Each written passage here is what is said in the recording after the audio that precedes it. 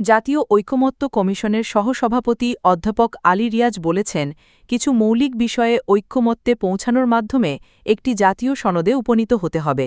সেটার লক্ষ্য ৩০ জুলাইয়ের মধ্যে যে কোনো প্রক্রিয়ায়। বড়জোর ৩১ জুলাইয়ে যেতে পারি।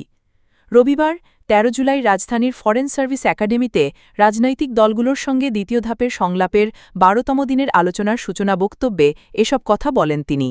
সংলাপের আলোচ্যসূচিতে রয়েছে জরুরি অবস্থা ঘোষণা, প্রধান বিচারপতি নিয়োগ এবং তত্ত্বাবধায়ক সরকার। অধ্যাপক আলী রিয়াজ বলেন, আমরা চেষ্টা করছি জুলাই মাসের মধ্যে যেভাবে হোক একটি যৌক্তিক জায়গায় আসতে। যা হবে জুলাই আগস্ট আন্দোলনের শহীদদের প্রতি আমাদের দায়িত্ব পালনের পদক্ষেপ। চলতি সপ্তাহে আলোচনা দ্রুততার সঙ্গে অগ্রসর হবে বলে মনে করেন কমিশনের সহসভাপতি।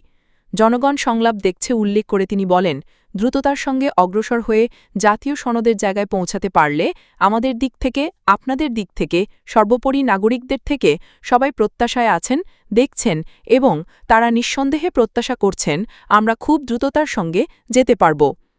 সংলাপে অংশ নেওয়ায় রাজনৈতিক দলগুলোকে ধন্যবাদ জানিয়ে আলী রিয়াজ বলেন, আপনারা নিয়মিত আলোচনায় অংশ নিচ্ছেন। এতে বারবার প্রমাণ হচ্ছে আপনারা আন্তরিকভাবে সংস্কার প্রক্রিয়া এবং তার এজেন্ডা তৈরি করার ব্যাপারে, বাংলাদেশের ভবিষ্যৎ পথরেখা তৈরি করার ব্যাপারে আন্তরিক। তিনি আরও বলেন, আমাদের লক্ষ্য হচ্ছে যে কোনোভাবেই হোক ৩০ জুলাইয়ের মধ্যে প্রক্রিয়া শেষ করতে চাই। কারণ প্রক্রিয়াকে বিলম্বিত করা, অন্যান্য সাংগঠনিক কাজ, নির্বাচন প্রক্রিয়ার মধ্যে আপনাদের অংশগ্রহণ বিলম্বিত হচ্ছে তা আমরা চাই না। সেই দিক থেকে বিবেচনা করে আমরা যেই মৌলিক বিষয়গুলোর ব্যাপারে আলোচনা করছি সেগুলো নিয়ে দ্রুত ঐকমত্যের জায়গায় আসতে পারলে আমাদের পক্ষে এই পর্বের যৌক্তিক সমাপ্তি এবং জাতীয় সনদ তৈরি করা সম্ভব হবে। কমিশনের সহসভাপতি বলেন, মৌলিক কিছু বিষয়ে আমরা একমত হতে পেরেছি, কিছু বিষয়ে কাছাকাছি অবস্থানে আছি। আজকের এজেন্ডার দুটো বিষয়ে গত কয়েকদিনের আলোচনায় আমরা খুব কাছাকাছি আছি।